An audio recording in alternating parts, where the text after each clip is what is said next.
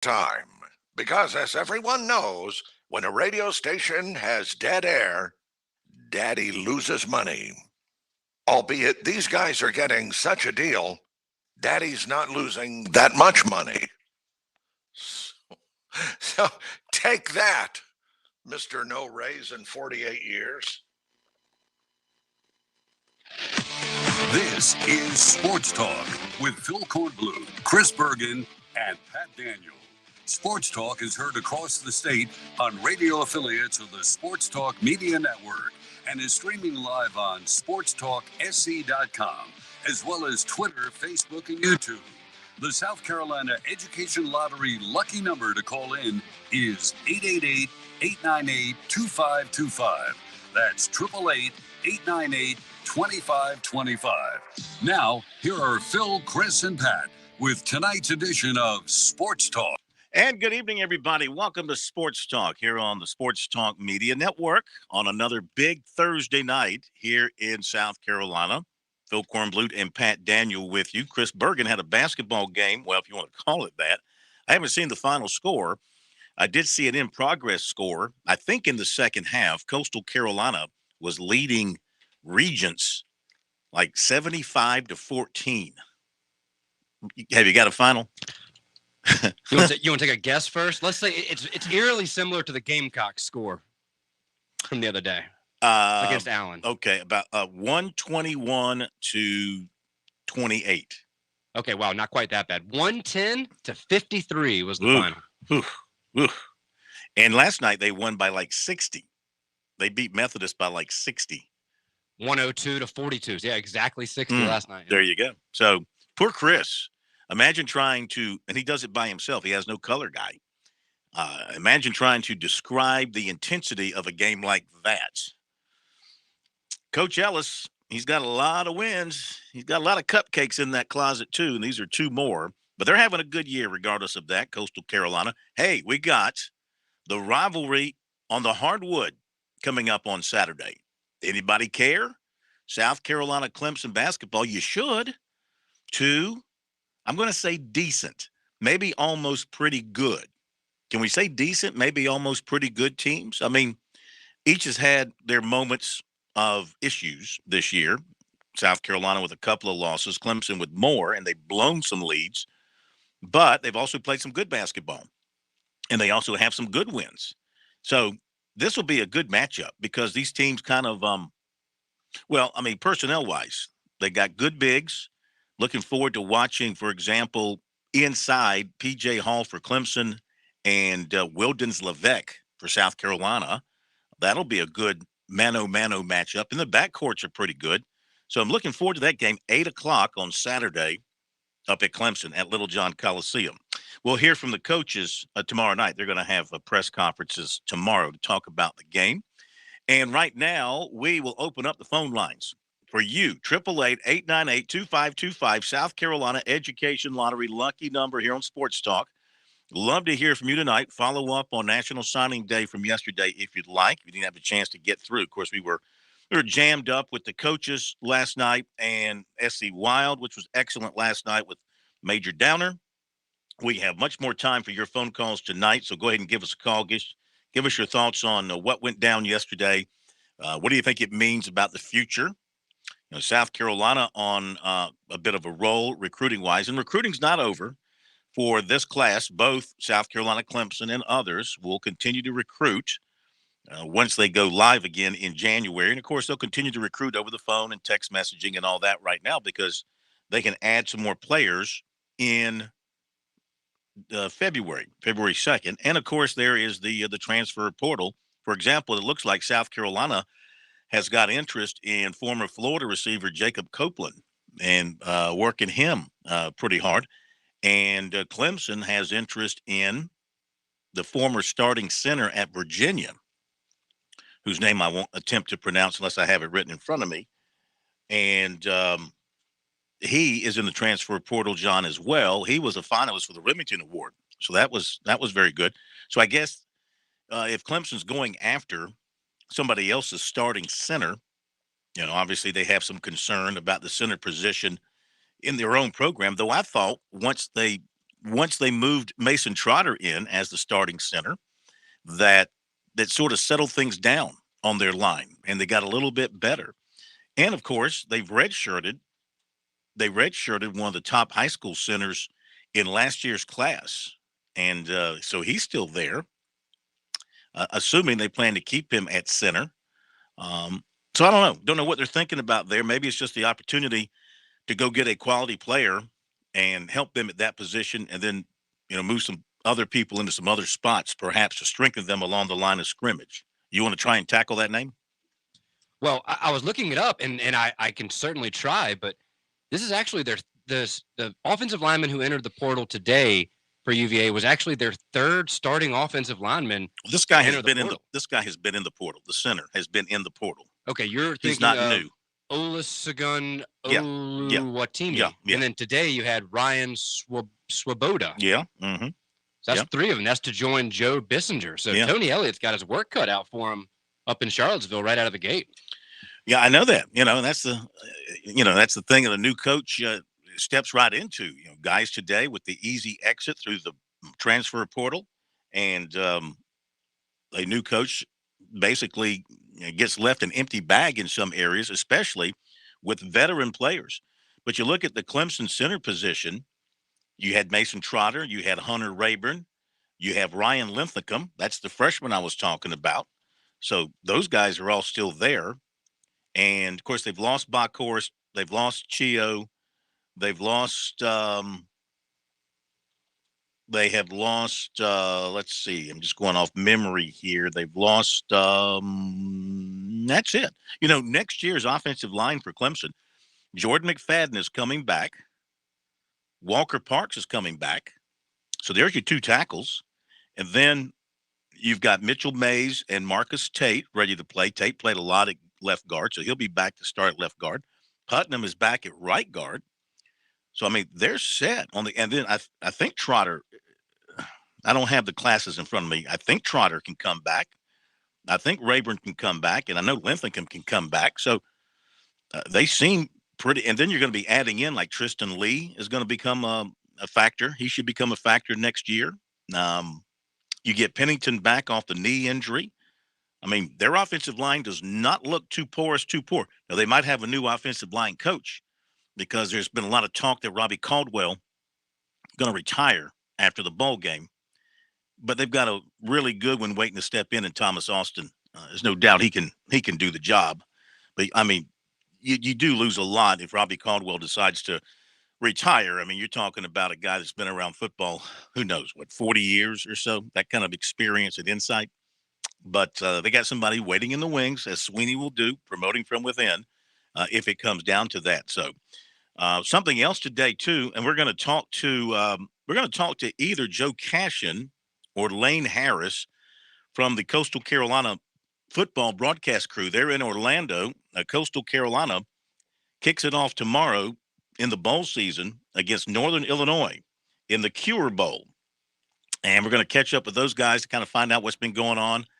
And I think it's been reported a little bit, but then I got a call today from a source telling me that, in his opinion, from what he's been told, it looks likely that Grayson McCall is going to be moving on from Coastal Carolina after this season to go to North Carolina, back in his home state.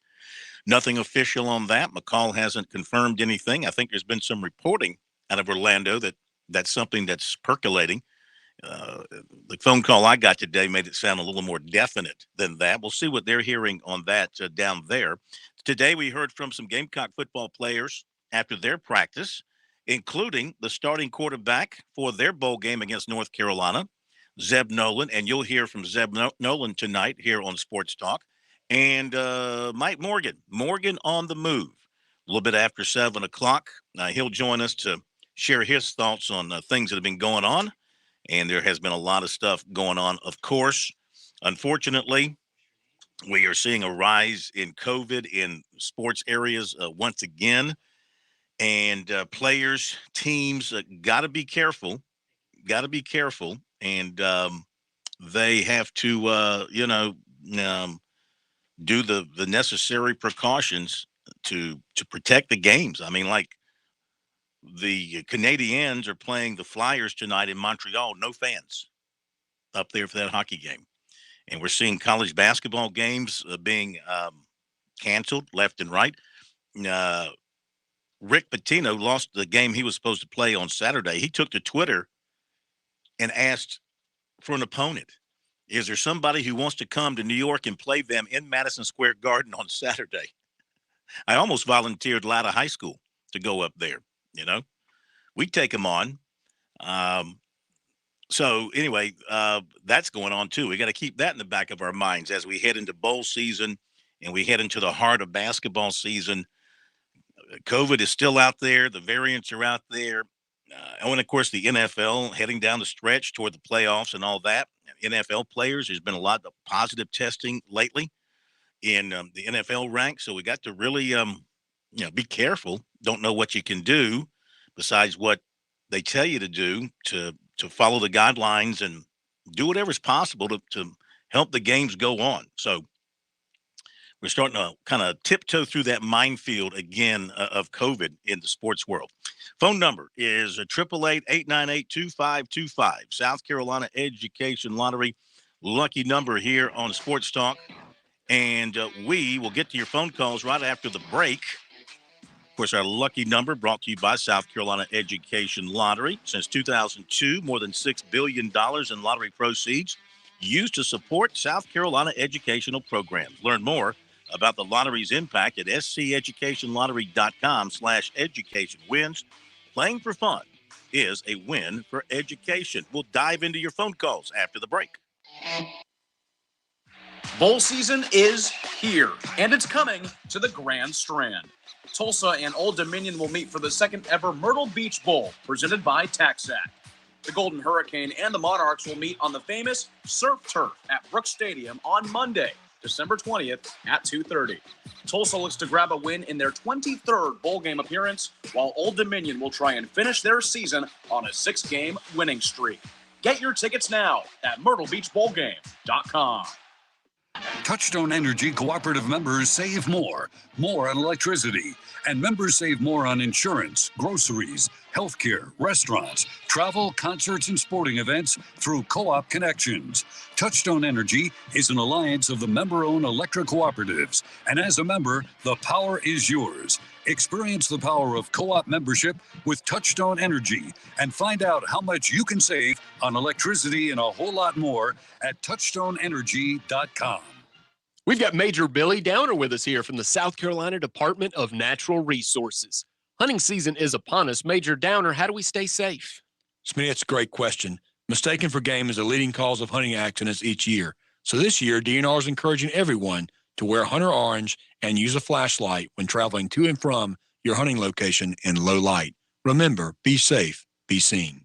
And remember, life's better outdoors. Visit dnr.sc.gov for more. All South Carolinians aged 5 years and older are now eligible for the COVID-19 vaccine. For help finding a vaccine location in your area, visit scdhec.gov/vaxlocator or call 1-866-365-8110. COVID-19 vaccines are free and don't require ID or insurance. Visit scdhec.gov/vaxlocator or call 1-866-365-8110 to find a vaccine location near you. The Tail Breeder Cure Bowl is more than a game. The Cure Bowl is a movement to help end cancer. Join us as the Coastal Carolina Chanticleers take on the Northern Illinois Huskies. Since 2015, the Bowl has raised a collective $3.88 million for cancer research. We are bringing teams together to find a cure for cancer.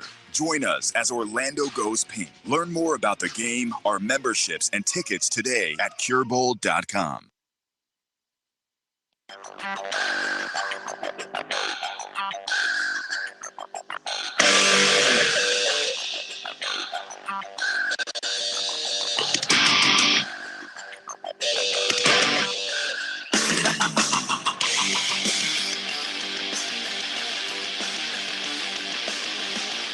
If you were wondering, like we were, about Regent University, of course, Chris has told us before, it's out of Virginia Beach It was founded by Pat Robertson in 1977 as Christian Broadcasting Network University and changed to Regent University in 1990. And I'm not sure what has got to be Division II, maybe even Division III. I'd have to look that up to see. But they got hammered today by Coastal Carolina in Conway, and that final score was 110-53 for Coastal Carolina. Mustafa had 18 points, 10 rebounds, 2 blocks. He's a really good player. Cole had 17. They had a couple of other double-figure scores. So it was just a big blowout for Coastal, which is now 7-3 on the season with that win. And as far as other basketball, I'll tell you about what's going on with other basketball. And then we'll get to your phone calls. 888-898-2525 is the number. Appalachian State playing at Duke tonight. Carver College at SC State. St. Andrews at the Citadel. College of Charleston playing at Stetson. Tennessee State at Charleston Southern. I think that has the in-state schedule covered for us tonight. All right, to the phones we go. Love to hear from you. 888-898-2525. We go to Billy in Somerville. First with us tonight, right here on Sports Talk. Billy, how are you? Good to have you with us. Doing good. How you doing, Phil? We're doing great. Thank you. I've got 2 questions for you with a recruiting class, and then I can't listen. Number one, with Spencer Rattler and that tight end coming from Oklahoma, how do you feel about as far as South Carolina's chances to win more than 6 games next year? And say if he's just as good as he was that Oklahoma when he first started, and threw up those numbers, and they were to win, say, 8 games or a little bit more than 8, do you think he'd be back in the run for a Heisman Trophy consideration? Well, first of all, South Carolina has, the quarterback position is probably the biggest problem. Okay. That's the one they had to solve, and they've solved it, apparently, to everybody's satisfaction. They have other issues to solve. I mean, they still have to get better at wide receiver. They still have to be more consistent and improve on the offensive line. Exactly. They're going to have to bring in another running back since they're losing Kevin Harris and Quandre White. And they're also, of course, losing Inabare off the defense and others off the defense. So that, it's not a cure-all, but it's a big step in the right direction for them to have a quarterback that they can count on, that they feel like is credible and can do a lot of things for them at the quarterback position. Let's just face it, it was a struggle no matter who they turned to at quarterback this past season. Luke Doty, in and out of the lineup because of his health, and but limited even when healthy, limited in the passing game, and really not showed that he was that great of a runner. And then, Zeb Nolan can throw it if you give him some time. He can throw the ball, and he can put the ball where a receiver is supposed to be. Unfortunately, he's pretty much immobile back there, susceptible to a lot of sacks. And if there's no running game to help hold off the pass rush, I mean, he's just a target back there. But he can throw it, no question about it. He can complete some passes and hit some big balls. I mean, I think the majority of their big plays in the passing game probably came when he was the quarterback. And then, of course, Jason Brown is gone. But, I mean, he did some good things. I mean, he helped them to beat Auburn and beat Florida. He was susceptible to the interception, trying to make plays. So, I mean, it was they just didn't have that one guy that's got it all. And Rattler apparently, well, he has showed it at the highest level that he does have it all. And can come in but listen, at Oklahoma, look at the surrounding talent that he had. I mean, he had a really good offensive line, good receivers, tremendous running backs. I mean, he had quality players around him. He is taking a step down. I hope he realizes that. He is taking a step down in talent on his team and a step up in competition. Now, that's not necessarily a good recipe for a quarterback to have a great year. Is he going to go out and throw for 3,500 yards and, 30 touchdowns and 4 interceptions and lead the Gamecocks to the SEC East? Your guess is as good as mine. But he does have the talent. I mean, they can build around him if they can help him with some better players. Now, having Josh Vann back at wide receiver is a good starting point. Having his buddy joining him at tight end is another good starting point. But who else you going to throw to right now off that receiving core? Who's going to step up? Is it going to be Xavier Legette? Is it going to be DeCarrion Joyner? Is it going to be one of the freshmen that's coming in? I mean, that's the big question mark. Who are you going to throw it to? Right. And I got one more question, too, for you with what you said, the offensive line. Now, say if he does come in and if it's not going to happen all at one time, but he does have a good year, do you think he would stay another year to improve his stock with the offensive line, see how much more improvement they can make in 2 years, or is that just one? Now, who is this you're asking about? I'm talking about Rattler again with the offensive again. If they can get a better offensive line, or you think that's just a iffy wait and see? Yeah, I think my personal feeling is I've never talked to the kid and, don't know what he's like, what's in his mind. But, he already, when he was benched in Oklahoma, the dad already threw out the idea of them going to the NFL or Right. transferring. So they opted to transfer. My guess is this is a 1-year stop for him. If he has, good success at South Carolina, shows his talents, helps the Gamecocks win maybe, like you suggested, 8 games or so and show improvement, my guess is he'll move on to the NFL. I think this is a 1-year deal. I don't think he's getting a long-term lease in Columbia. All right, one last thing I'll hang up and listen. How good do you think the recruit class is, and how much improvement do you think the basketball team's made from the start of the year? I'll hang up later. All right, thank you. Well, I mean, I'm not an analyst, okay? I don't pretend to be one. Never have been. Tried it one time, failed miserably at it. But I'll just say that South Carolina addressed a lot of needs with this recruiting class, starting with the quarterback position that we just talked about, and it really has gone heavy on defense in this class so far. They've got time to add some more offense, like a running back, like another receiver. The offensive line they signed, the 3 offensive linemen look good to me on the hoof, and I really like what they did in their secondary. I mean, I think that Rose and Floyd, Williams, all bring quality credentials with them in the secondary. And then whenever DQ Smith gets there, that would be another plus for them in the secondary. Wide receivers, the Sampson kid out of Texas has a great reputation, supposed to have great speed. Horton, he'll be interesting to watch considering he's only played 8-man football in his career. And then there's Xavier Short, he's just a winner, and he's just a baller, and he can play a number of different spots for you. And so I think there's a lot to like. I love some of the defensive linemen. DJ Watson, I saw him in the Touchstone Energy Bowl. He's really good. DeAndre Martin sounds like a really good player. Right here in Columbia, Eman Worry at linebacker and Blanton at linebacker. Really like those two. Too bad they lost Barham. That would have really been a nice gem. Little icing on the cake there if they could have kept him, Pat. Yeah, and Corn, I'm actually going to throw you a bit of a curveball here because we may be being graced by the basketball gods right now with quite a present. Remember how you opened the show talking about Rick Pitino and tweeting out that his team, Iona, is looking for an opponent? Don't tell me Coastal wants to go up there and play them. That would be good, but this is even better. Kentucky and Ohio State are supposed to play Saturday. Their game has now been canceled due to COVID, and Rick Pitino is now tweeting at John Calipari and Kentucky. Both of their opponents for Saturday have backed out due to COVID, so we might be seeing a little Iona versus Kentucky matchup. That would be interesting, between the two coaches at least. Of course, Iona's good too. They are, but just the added drama between the coaches would just be the icing on the cake. Interesting.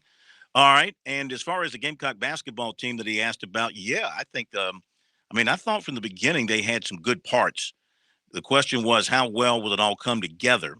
And they're still not shooting it well from the outside. They're a very low percentage shooting team from the outside and again from the foul line. But I've been impressed with the play of their bigs, and I think that the shooting is going to get better. I still believe Stevenson's going to be a high percentage shooter from the outside once all this is said and done. I mean, just watch him shoot. The form is there. It's just not going in for him on a regular basis. They need Kuznar to get healthy, and Jacoby Wright is coming on as a point guard. He seems to be, as a freshman, making some freshman mistakes, but he's getting better. And they've got depth. They've got good depth on that team. I mean, they can go deep into their bench. and pull out put in a quality player to get quality minutes. So I think it's a work in progress, and this game up at Clemson, I think, is going to tell a lot about both of these teams. So they have played some quality teams each way already. Facing off against each other, I think we'll get a good read on each Saturday night. We'll continue with your calls coming up. On Point Weather is made possible by our friends at Palmetto Citizens Federal Credit Union on 107 The Point. Here's tonight's forecast. More clouds rolling in. We'll have an overnight low dipping to 52. Tomorrow warmer, a high of 75, but a mostly cloudy day. Now for the weekend, rain chances best on Saturday with a 40% chance of showers, the high climbing to 76. Sunday, looking at some rain in the morning before it clears out, cooler with a high of 62. I'm Kevin Cohen with your On Point local weather. Is that crack in your windshield or your house bothering you? Have you been meaning to have it replaced but just can't find the time? Call Absolute Glass, voted Lexington's best glass shop for 12 years in a row. We repair and replace glass on all makes and models. We're the only local high-end auto glass specialist in the Midlands, and we'll come to you to make the process quick and easy. With new technologies and vehicles, we can recalibrate your vehicle back to new. Visit AbsoluteGlassInc.com to learn more about our auto, home, and business glass services. Just remember, if you can see through it, we can do it. With SRN News, I'm Jason Walker. U.S. health advisors now recommending most Americans get the Pfizer or Moderna vaccines instead of the Johnson & Johnson shot. Thursday's move comes after government advisors reviewed new safety data about rare but potentially life-threatening blood clots that have been linked to the J&J vaccine. The Pfizer and Moderna vaccines do not come with that risk and are widely available. Survivors of the tornado that leveled a Kentucky candle factory have now filed a lawsuit against their employers. They claim Mayfield Consumer Products demonstrated flagrant indifference by refusing to allow the employees to go home early last Friday. The suit seeks unspecified compensatory and punitive damages. This is SRN News.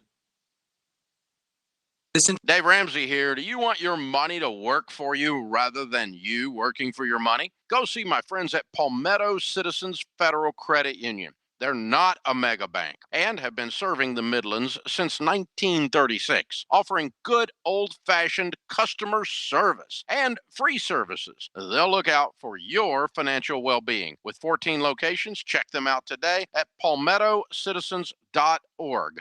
Federally insured by the NCUA. Hey, Kev here with Tim Henberry from Medicare Blueprint. Open enrollment for the ACA runs through January the 15th. Tim, what's important for our listeners to know? Well, things have really improved for everybody, Kevin. Whether you're making $20,000 a year or $200,000 a year, we can save you money on your health insurance costs. And Kevin, we do all the work for you. We'll ask you a few questions, and then we'll show you the plans that are the best fit for you. And whether you've been on a plan for a while or looking for coverage for the first time, we'll show you what your options are. And there's no better time than to look at it right now. We can get you better benefits and save you money at the same time. And the best part of this is it just takes one quick phone call and we'll do the rest. You know, Tim's team has helped save me a ton of money on my health care. If you need help with open enrollment, it'll cost you nothing to call Tim. Just give him a shout at Medicare Blueprint, 803-708-7405, 803-708-7405, or find him online at MedicareBlueprint.com. Getting involved in your community is easier than you think. If you can click, you can help. If you can share a status, you can lend a hand. If you can log on, you can give back. Because when you volunteer virtually with AARP, you can help your community without even leaving home. AARP has all kinds of opportunities to get you started and will provide the support you need to make it easy and fun. Your community needs volunteers like you. Get involved at aarp.org/volunteer here. A well-regulated humidor being necessary to the preservation of a cigar, the right of the people to keep and enjoy cigars shall not be infringed. For those who love a great cigar and want to spend time with others who are like-minded, the Cigar Militia offers the experience you're looking for. We're located in the Colonial Village next to the Melting Pot. The Cigar Militia offers exceptional cigars from around the world, staff to assist you in your selections, private cigar lockers, and a lounge where members can relax and enjoy.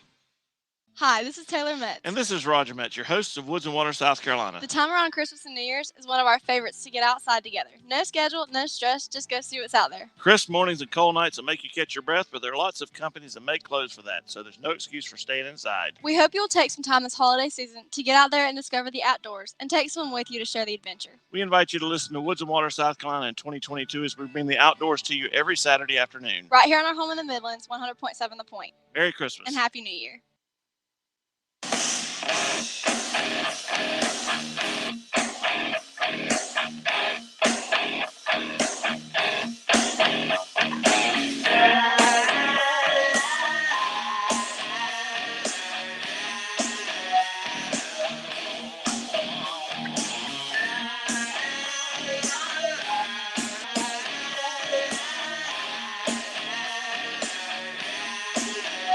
Okay, we're back on Sports Talk here on the Sports Talk Media Network. A little bit more Grayson McCall news.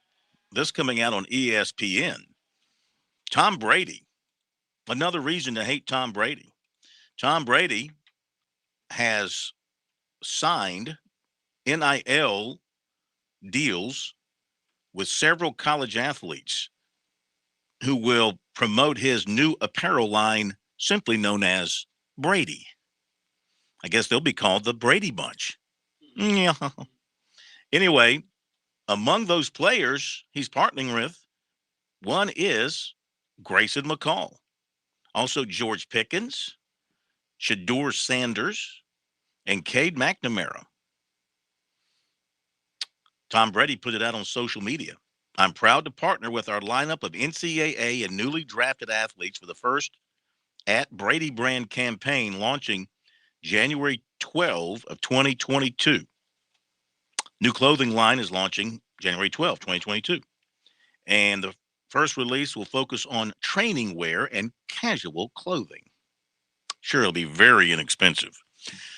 All right, more on that coming up because Chris is going to join us. He's finished up the bloodbath that he called today down at Coastal Carolina, and Joe Cashin, the play-by-play football voice. We'll have them both on with us in a few minutes. In the meantime, back to your phone calls. 888-898-2525 is the phone number. And, every time I see Hank in line, I have to mention that the USC women, impressive win last night at Duke, stay undefeated. Aaliyah Boston had another big game with a double-double. And they dominated in the paint and on the glass. Offensive rebounds galore. Now they get ready for another big test. Third-ranked Stanford comes to Columbia on Tuesday. Hank, I stole your thunder. Welcome into Sports Talk. How are you? Oh, I'm doing fine. I wouldn't call them about the women. We know they're good, even for those who don't want to report on them. But so Kevin Harris is he announced he's leaving after the game? He's already gone. Kevin Harris? Oh, not Kevin Harris. I'm sorry. But he will be gone. I'm thinking of White. White's gone. Kevin Harris will play in the bowl game, but then I'm pretty sure he's gone. Okay, I was just wondering. I know he said he was going to announce it later, but he hadn't said anything. Yeah, he hasn't. But I mean, I just can tell. When somebody says that, they've got a chance right then and there to say, no, I'm coming back. When they say they're going to announce it later, that's a pretty good indication that they're leaving. Well, yeah, I heard it too. I didn't know. My thought process was he's leaning to leaving, but he's expecting a really good bowl game, which would kind of reinvigorate his stock. If he didn't have the type of bowl game he wanted, then he had the option to come back. Well, he does have the option, and again, he hasn't gone public with anything. What makes you think he's going to have a big bowl game? You think they can run the ball on North Carolina? I think they can run the ball on North Carolina. North Carolina's defense is horrible. Mm-hmm. I'm thinking he's going to see how the bowl game goes before he makes a decision. But you may be right. But my comment was about Rattler, and you can say that Rattler's taking a step down or whatever. But I'm interested in what Rattler may do for not only the receivers. They may get a receiver throughout the portal, but also the receivers on campus, because A lot of times we'll give quarterbacks a lot of blame and not enough, but sometimes we give them not enough blame.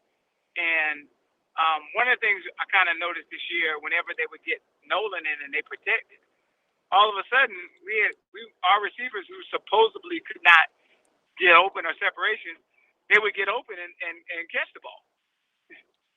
And so what having a really good arm or a really accurate thrower or not. Sometimes I felt like our receivers got blamed for some inaccurate passes and inaccurate play going on in between the the tackles. But I noticed a lot of times when Nolan had had to come in and had good games and stuff, all of a sudden the same receivers that we thought that were just nothing other than Van could make catches. Powers, Leggett, some of those others. So I'm interested for what Rattler may do for the receivers and also what he may do for the overall run game also, because I don't ever remember when Carter Shaw was playing, you don't remember folks saying we had this Alabama or this Georgia offensive line, but his Connor Shaw's efficiency and talent seemed like it helped the entire offense.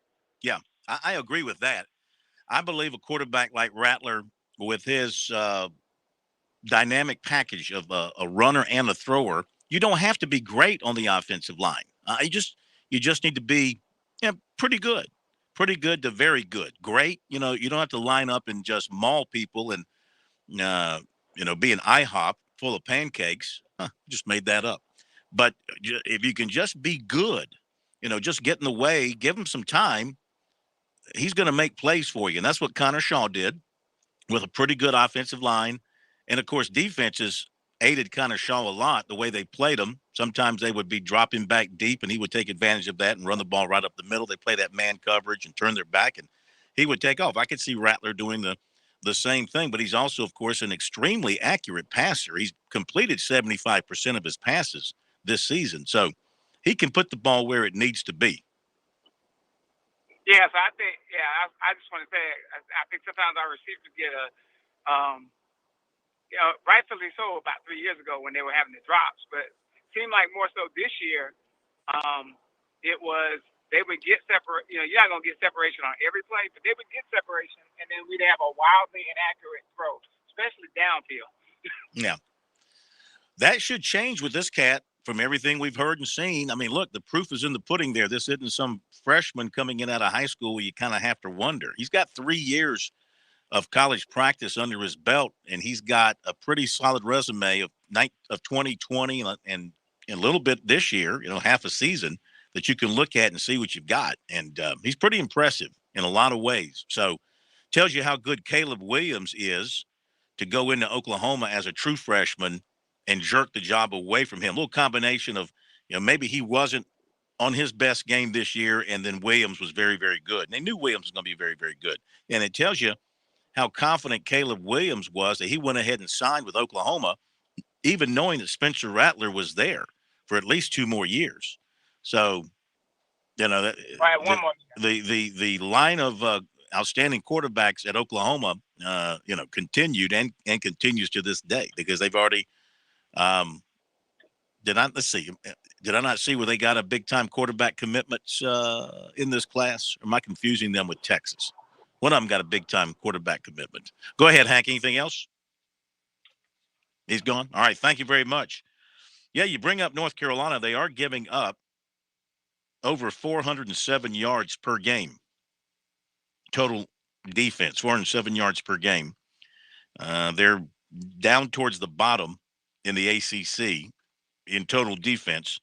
Points-wise, they're giving up about a little over 31.6.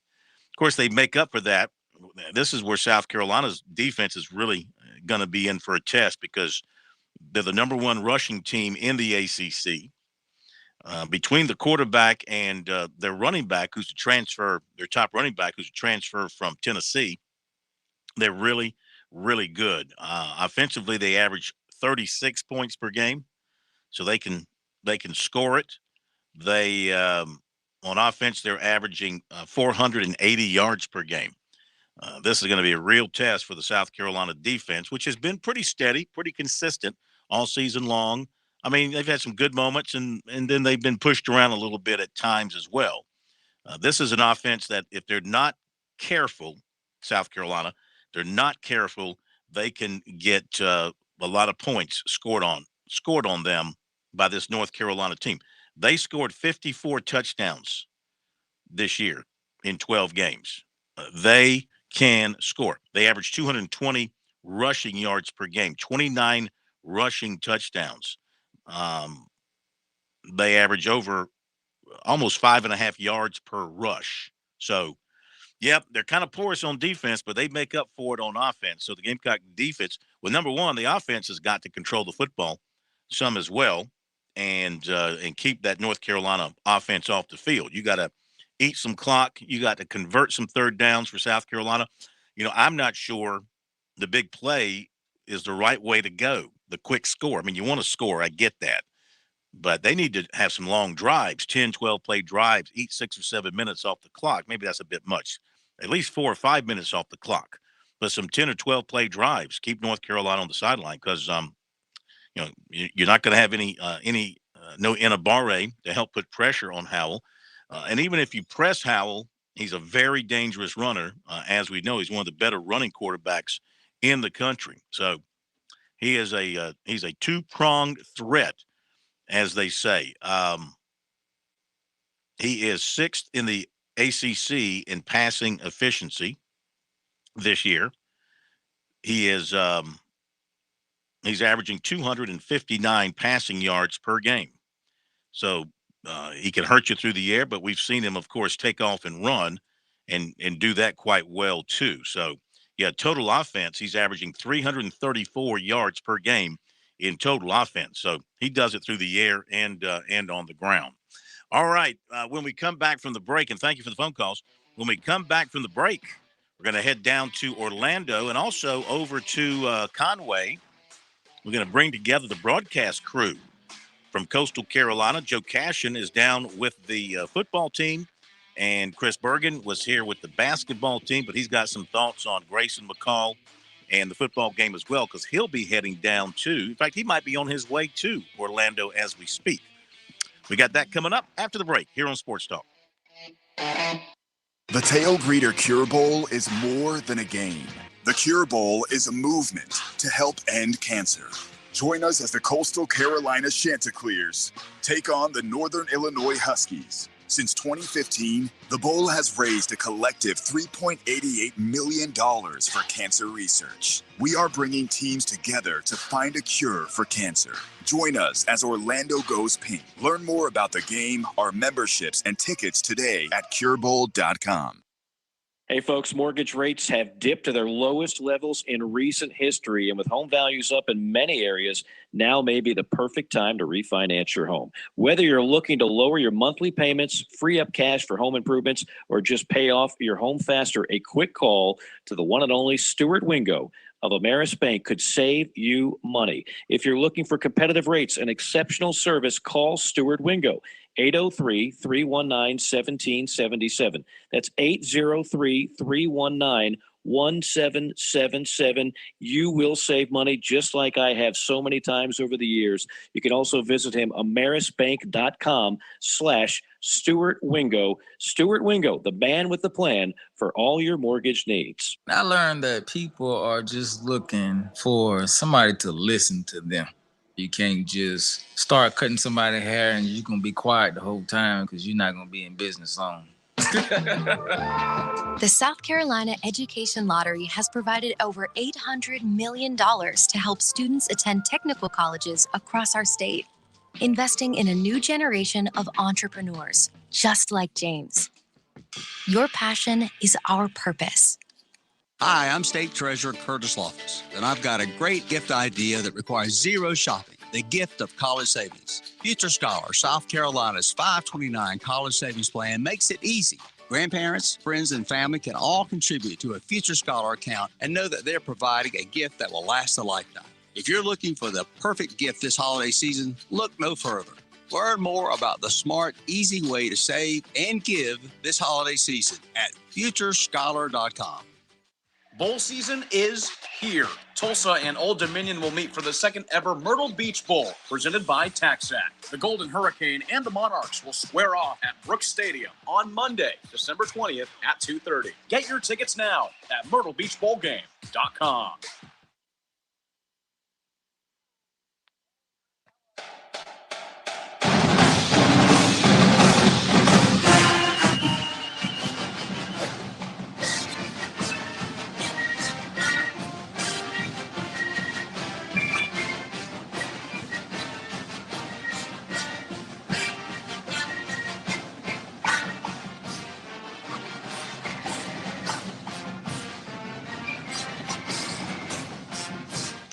Okay, we're back on Sports Talk.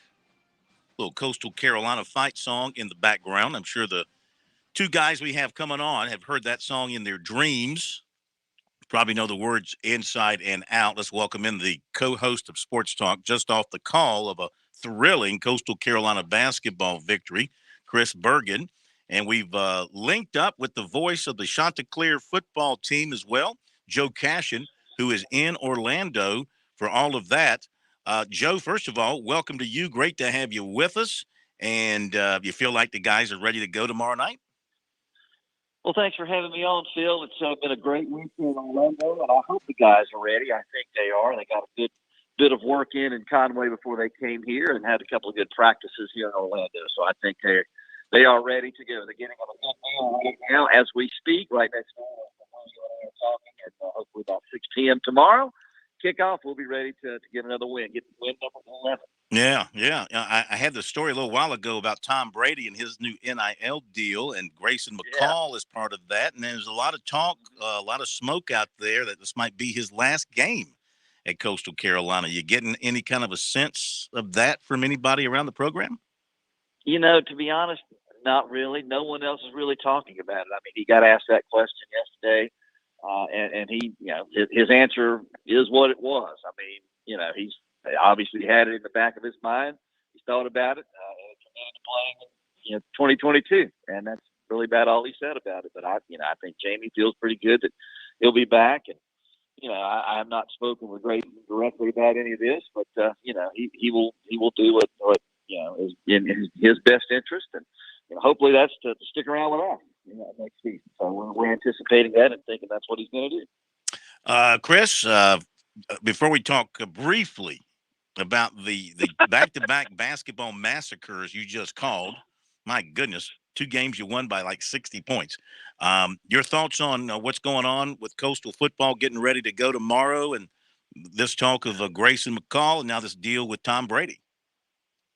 Well, the Tom Brady deal is outstanding, and I think that's a really cool situation because if you look at some of the guys he signed, I mean, he got Cade McNamara from Michigan, but then he also has Shedeur Sanders from Jackson State and Grayson McCall from Coastal. So Tom Brady has done a nice job spreading the love, if you will. And I'll sort of echo Joe's sentiments because if Grayson were to go somewhere else, let's just speculate for a moment, and he would transfer else of Coastal, I'm not sure he would find an offense more tailor-made and comfortable for him than the one he's in right now. I mean, if you watch him run that spread option attack at Coastal, it's almost like he was born to be Coastal's quarterback at this time in college football because he just fits that offense. And I'm not sure he could go somewhere else. Let's say he goes at South Carolina and were to be a drop-back passer. I'm not sure he would be nearly as successful as he is at Coastal. And obviously with the NIL opportunities that he has, I don't know they need to go anywhere else. And if he's good enough to play in the NFL from anywhere, and Coastal's about to find that out because they may have the first tight end selected in the NFL draft, and Isaiah Likely, if not the first, maybe the second. So you can get to the league from Coastal Carolina. That's not going to be a surprise. So I think he stays put. I really do. Yeah. Well, let's hope so for, Coastal's sake and football fans here in South Carolina, because he's a great player in that offense, like you mentioned, and a lot of fun to watch. Joe, about this Northern Illinois team and in your preparation for the game and looking over these guys, what should the fans know about Northern Illinois, some of the highlights of this team and their strengths? Phil, they're a big physical football team. They have a big offensive front, and they like to run the football. They're one of the best rushing teams in all of FBS, over 230 yards a game. So they're going to want to line up and run the football. That's what they did against Kent State last week in the MAC championship. They just gashed Kent on first down time and again and held possession of the ball for 20 minutes of that first half, over 20 minutes of the first half. So, they want to possess the ball. They want to run it, grind you down. If they don't get it on third down, which they're not particularly proficient at, about 38% or so, they're going to go for it on fourth down. They are the best fourth down team in FBS, 22 of 26 this season. So, I mean, we're going to have to, not just pack it in when we get a third down stop, because those guys are liable to go for it, on fourth down. Defensively, I think we might have an advantage in the speed game. I like our matchup down the field, with our wideouts against our defensive secondary. Kent had some opportunities in that game last week, and they just missed them. They missed some throws that I don't know that Grayson's going to miss tomorrow. At least I hope he doesn't. So this is a team in Northern Illinois that they just found a way to win this year, Phil. 7 games decided by 1 score or less. It tells you about the tenacity of that bunch, the grittiness and the toughness of a team that was picked to finish last in their division. And they wound up winning the MAC championship. So this will be a really good matchup. I'm excited about it. I think it's the best Sun Belt matchup that any of our teams have, quite frankly. I mean, a conference champ, a 9-game winning team that we're going to get a chance to go up against tomorrow. So it's going to be a big challenge for us. Yeah, one more thing about them, too. They're not very good against the run, 120th, giving up 215. So I can imagine that your running backs could have a pretty good day, and McCall as well, as he reads that defense. You would think so. They haven't faced an option team. This will be the first time that they faced a spread option or any kind of option all year long. So how do they defend that? What do they try to take away? Hopefully we're going to get Reese White back at, somewhere near 80 to 85%. He's practiced a couple of times down here and looks pretty good. We get him back. I think that will really help our option game with Shamari Jones and Braden Bennett. Those three are a great triumvirate in the backfield for that spread option, and then the way Grayson runs it too. Just to reiterate what Chris said, I mean, he is terrific at running this kind of offense and making the reads in that option game. We're going to let you go because I know you got programming coming up. Mike Morgan's there to do the television. See if you can convince him to take you out for a hamburger or something. If you can squeeze that out of him, good luck. We're going to go to City Walk as soon as it's over. Maybe I can run into him down there and see what we can put together. All right. Well, listen, tell the Coastal people there now, the thousands of Coastal fans, don't tear the city up. Leave that to the Clemson fans following. So they like to tear the city up when they come down there. We're going to leave a trail of teal out of here, Phil, when we get the win tomorrow. How about that? There you go, Joe. You enjoy, and we'll be listening, and thanks for joining us. Hey, thank you, guys. Thanks for having me on, and go Sean. You got it. All right. Hey, and Chris, he gets the moniker right. It's the Shants, not how it's being pronounced elsewhere. No, this is true. It's funny though, Phil. You just brought up an interesting point, because Clemson and their fans have made a living and sort of a national reputation of the $2 bills with the Tiger balls. Yeah. Maybe Coastal could start funneling some teal money down there, like the Monopoly money, except obviously legitimate currency. Maybe some teal money down in Orlando the next couple of days to make sure they leave an impact. Well, listen, I mean, if you want to be impressive, the Tiger fans, of course, they go cheap with $2 bills. That was their thing. Why don't y'all leave $5 bills or $10 bills? Step it up a little bit. Well, with inflation the way it is, That's with true. inflation the way it is right now, maybe you need to leave a $5 bill to cover a $2 bill for sure. What do you think? Now, this will be the second bowl game in history for Coastal. Came up just short last year. What would a bowl win mean to the program? Oh, I think it'd be tremendous. I mean, it's the next step for them. As Jamie Chadwell tries to build that program, first it was winning a conference title, which they did last year. Louisiana fans may argue, well, you didn't legitimately win it because we didn't have the conference championship game. But nonetheless, they were undefeated in the regular season and beat the team who won the West. So Coastal felt like they won the regular season title. The next step would be a bowl win. I don't think you can get to the playoffs before you establish yourself as a team to win a bowl game. And the one thing nice about this year as opposed to last year with the COVID issues, the guys are actually getting an opportunity to enjoy the bowl experience. Get down there a couple of days in advance. I believe they went to Universal Studios maybe yesterday, had some other functions going on. So they're actually getting to enjoy the entire bowl experience before they play tomorrow. But to answer your question, I mean, that would be probably the number one thing on Coastal's bucket list now is to win a bowl championship and win a bowl game, and then you start looking for bigger and better things. But first things first, you got to get that bowl win. I know your mouth has got to be tired after these back-to-back basketball games, 60-point blowouts. We've got about 20 seconds. I'm getting a hint of sarcasm there, but we actually almost had history today, Cliff. Still, as best I can tell, Coastal has never had a triple-double, and they narrowly missed one today. Rudy Williams had 8 points, 8 rebounds, and 9 assists in what turned out to be a 110-53 type ball game. Safe travels, my man. We'll check in with you tomorrow. Chris Bergen joining us on his way to Orlando, and we'll be back. Mike Morgan coming up. Before we do what's supposed to happen here, thank you for pushing the button. I thank you. Programming thanks you. America thanks you. WQXL Columbia, W264DF. From the Bart Fireside Studio, the solution for keeping you warm this winter. This is 107 The Point. News this hour from townhall.com. I'm Keith Peters. The Senate has given final approval to a bill barring all imports from China's Xinjiang region unless businesses can prove they were produced without forced labor. One of the bill's sponsors, Florida Senator Marco Rubio, says many companies have already taken steps to ensure their supply chains do not include products made by forced labor of China's Uyghur population. For those who have not done that, they'll no longer be able to continue to make Americans, every one of us, frankly, unwitting accomplices in the atrocities and the genocide that's being committed by the Chinese Communist Party. The bill overcame initial hesitation from the White House and what supporters said was opposition from corporations. A new poll says a majority of Americans believe the mainstream media's goal is to advance their own opinions or agendas. One of America's most accurate pollsters for the last 5 years is releasing the results of a new national survey. Majorities of Democrats, Republicans, and independents all say the mainstream media is not interested in finding and reporting the facts about any story.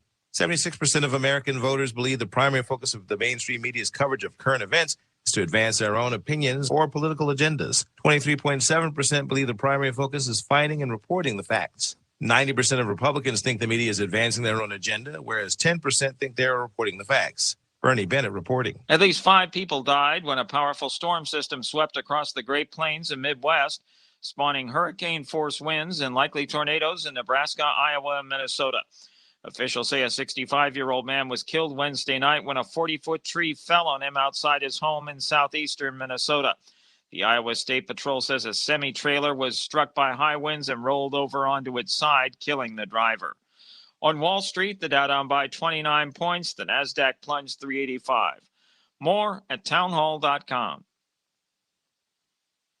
Tell me why Relief Factor is so successful in lowering or eliminating pain. I'm often asked that question. Pete and Seth Talbot, the father and son founders of Relief Factor, tell me they believe our bodies were designed to heal. The doctors who formulated Relief Factor selected the 4 best ingredients, 100% drug-free ingredients that each help your body deal with inflammation. Order the 3-week quick start now. Discount it to only $19.95 to see if it will work for you too. Call 800-500-8384. ReliefFactor.com. With a Democratic sweep officially in place, we are now at the mercy of tax and spend economics. Get ready for runaway national debt pushing the further devaluation of the dollar. So if you haven't invested in gold, now is the time to protect your savings. Birch Gold Group is the premier precious metals IRA company in America. With an A+ BBB rating and thousands of satisfied customers, Birch Gold can help you move an eligible IRA or 401k into an IRA backed by gold. Go to birchgold.com/radio for your free information kit. That's birchgold.com/radio.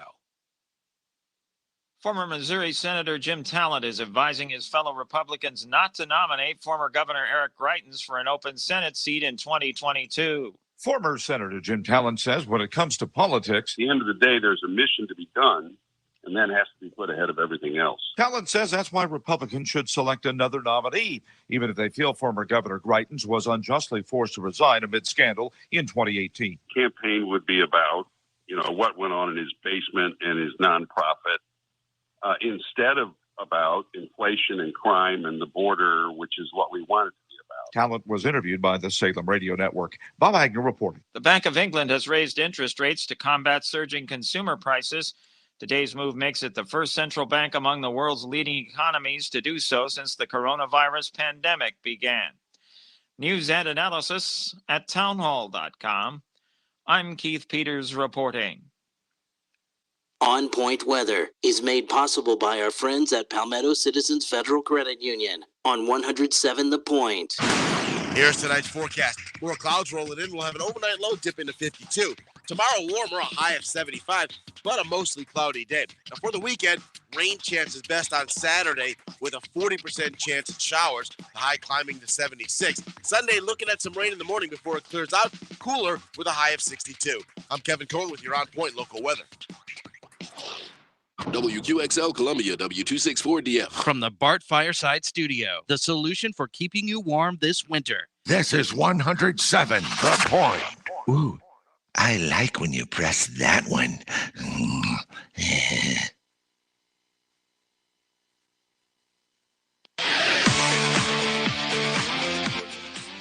Welcome back to Sports Talk on the Sports Talk Media Network.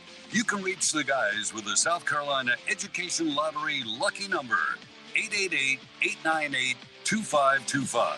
That's 888-898-2525. Now back to Phil, Chris, and Pat with the second hour of Sports Talk on the Sports Talk Media Network. All right, welcome back, everybody. Hour number 2, Sports Talk Media Network on this big Thursday night here in South Carolina. Good to have you with us, however you are dialed in tonight over one of our great radio stations around South Carolina. Make sure you keep it locked in to your favorite Sports Talk station, so when you hop in the car in the morning, you got them to listen to and carry them through the day, and then come back to us tomorrow night at 6:05. Perhaps you're getting us over one of our streams on Twitter at SportsTalkSC or on Facebook or YouTube at Sports Talk Media Network. And don't forget, everything we do is put up in podcast form after the show, the entire show, the elements. You can get those at Spotify, SoundCloud, Apple Podcasts, and it's all free. We deliver it to you without charge. We're happy to do it. Just like we're happy to bring you, once again, without charge, Mike Morgan, another edition of Morgan on the Move here on Sports Talk. As we know, Mike will be in Orlando on the call for ESPN tomorrow night of Coastal Carolina and Northern Illinois. He's on the call here on Sports Talk, brought to you by Stuart Wingo. The time to call Stuart Wingo is right now because, as you might have heard in the news, it looks like the rates might be going up in 2022. So you better jump on the new mortgage or the refi right now. You can save thousands by calling Stuart directly at 803-319-1777, which was a very good year. Tell him you heard about it on Sports Talk. And tell him you heard Mike Morgan on Sports Talk from Orlando. Good evening, sir. Good evening. Hey, I always like to bring it back to the Palmetto State. So I've got Falcons 49ers on Sunday. I'll go from Orlando to San Fran, which I'm sure will be a delightful cross-country flight, wearing a mask and maybe get a pack of peanuts to hold me over. Well, not peanut allergies, maybe a cookie. Yeah. But how about this? So we got Deebo Samuel, who's having an incredible year. Deebo Samuel has turned into really one of the most electric players in the NFL. Mm-hmm. And for the Falcons, you've got Grady Jarrett, starting defensive tackle, former Clemson Tiger. And, of course, now the Falcons have a healthy Hayden Hurst, former Gamecock tight end. Mm-hmm. So there you go. Little Carolina Clemson action for you on the NFL beat Sunday. But you asked about Orlando. It's 82 degrees. It's quite nice down here. Oh, I bet. We just had Joe Cashin, the voice of the Chanticleers, on with us, and I told him to go find you and see if you take him out for a meal, which I told him you probably wouldn't, but I would be more than happy to. Joe, we're going to a sushi place tonight. I don't know which one because I'm not driving, but meet us there, and we will gladly pick up the tab. Okay, that's great. What do you think of the matchup in your pregame work? Well, first off, what I love about this game, and if you watch the very beginning, when we come on camera in our little suits and looking into the red light, the first thing that I'm going to talk about has nothing to do with a specific player or strategy. The first thing that I'm going to mention is that unlike a lot of other bowl games that'll take place over the next few weeks, there's no coach that's leaving for another job. There's no players that opted out to go to the draft. There's no player that decided to quit because he wants to get in the transfer portal. And there's no lack of motivation for either one of these teams. For programs like Coastal Carolina, who's never won a bowl game, or Northern Illinois, who has one of the greatest turnarounds in college football history, they were 0-6 last year, and now they won the MAC and have a chance to win their 10th game of the year. That's what I do love about these matchups. It's very similar to when I do a champ week game in basketball, like say, for example, the Southern Conference. Those games, that championship game means everything to those two teams. Because you win, you go to the tournament. You lose, your season's over. And that's what I love about games like this.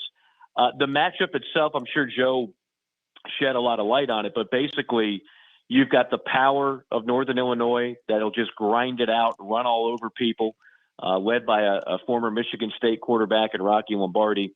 And then I think the distinct speed advantage goes to Coastal Carolina, and I think Grayson McCall is going to be the best quarterback on the field and has been one of the best quarterbacks in the country. So I think it'll be a really good matchup. Again, two teams that are really hungry for different reasons, but I like the clash in styles between the two fighters. Yeah, you mentioned Grayson McCall. We had this story on the last hour that, Tom Brady has come out with his own clothing line called, of course, very unique, Brady, and he has signed 9 college athletes to NIL deals, and one of those is Grayson McCall. That's really cool. I had not heard that.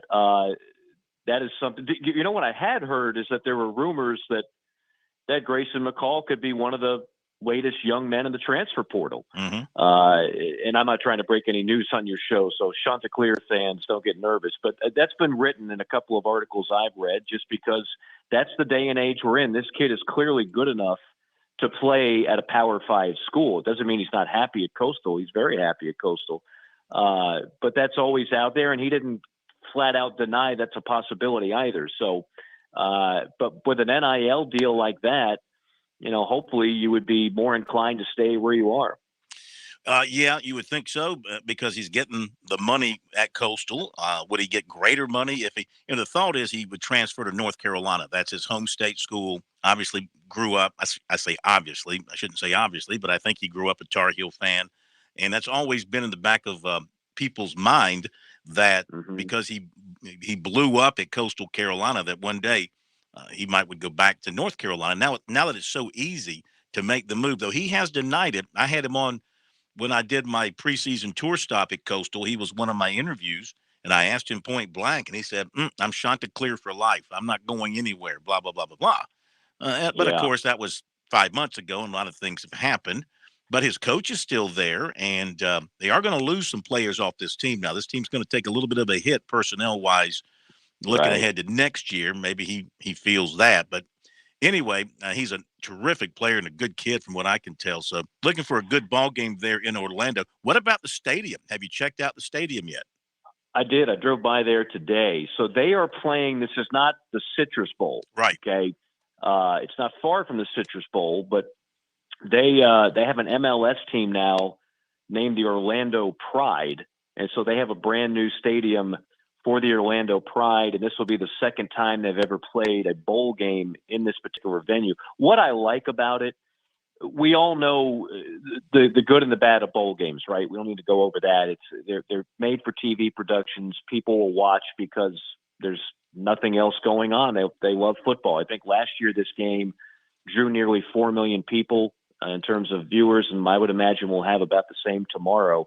But it is disheartening when you see a bowl game that has an 85,000 seat stadium and there's 25 or 18,000 people in it. It's just not a good look, right? Yeah. Well, this is because it's a soccer stadium, it only seats about 25. So if Coastal's fans travel well and Northern Illinois, like many other MAC schools, travels well, and then you get some local folks here in Orlando, I would expect the stadium to look fairly full. And that's something that for our purposes, I think is a good thing. And for college football in general is a good thing. So I don't think half these bowl games need to be in such huge stadiums when you know you're not going to get a sellout. So I like the venue. Looks like it's practically brand new, and I think it'll be a good home for this bowl game for years to come. Talking to Mike Morgan on the move. What do so you haven't been inside yet, so you don't know kind of like what the television angles are going to be for the cameras, what kind of sight lines are going to have, things like that? I did get a video. Now, we have a guy whose job is to set everything up today, what we call a set day. Mm-hmm. And he sent me a video of our booth. Now, this probably won't concern anybody who's watching, but obviously it concerns me. But it's, we're pretty low because, again, there's not like 3 levels of stands and seats, so we're not stuck. When I did the Saints game in the Superdome, I mean, I was halfway to the moon. That's a challenge to do play-by-play when the players look like ants. But no, it looks like a good sight line. I think we'll be at about the 35, 40-yard line and should see everything fine. That's great. Let's talk basketball. We got South Carolina Clemson on Saturday night, 8 o'clock at Little John. I said earlier in the show, I thought this is a matchup of 2 pretty good teams, maybe on the verge of being good teams as we head towards conference play in 10 days. Well, I guess Clemson will play Duke here on the 29th, the same day the football team's playing. They got to play Duke in basketball. That's a shame for Brad Brownell having to play at home. They get Duke at Little John the same day. Of course, they had no way of knowing the football team was going to play on December 29th, but that's kind of a bad break for him when it comes to having ordinarily he'd have the full attention of the Clemson fan base with Duke in town. And they may still fill it up for those who aren't going to Orlando, but they won't have the full attention because the football game kicks off at 5:45. Yeah, I mean, my guess is they probably thought they were playing a bowl game in January. Yeah. So they didn't plan ahead for all that. But like you said, I mean, if you're not in Orlando for the game, Duke is one of those, much like Kentucky in the SEC, if you're playing them, if the fans are only going to pick 1 or 2 games, they will find their way to get a ticket to that one and have just as much joy hating on one of the Blue Bloods as they will cheering on their own team. What do you think of the matchup between the Gamecocks and Tigers Saturday night at Little John? Well, I haven't seen either in person. I've caught bits and pieces of both on television. Obviously for Frank, the win, I don't know how good Georgetown is this year, but the win against Florida State spoke volumes to me. Mm-hmm. I think now, if nothing else, he has his kind of team again. Last year was not his kind of team. They didn't defend well. They didn't rebound well. Frank's been able to win games without terrific offenses before because he always seems to have teams that do those things well. Last year didn't do anything well. But this year I think they will, and it looks like they've got some more punch. Again, saying that you could be a pretty solid team this year in the SEC and find yourself in a 6-12 conference slate, conference record if you're not careful.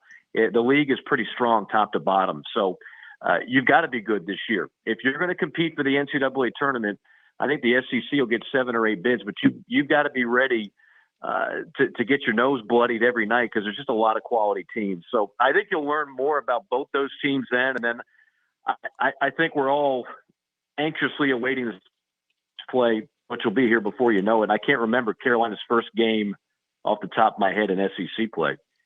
I can tell you in just a second. But I do want to ask you one more thing before we let you go, and I'll give you that South Carolina basketball SEC opener. They're going to open up against Auburn. Ooh, tough opener. Auburn at home on January 4th. They get that really good Auburn team. Then they go to Vandy. Then they go to Tennessee, and then they get Florida. I mean, it doesn't get easy. There's really no easy touch there.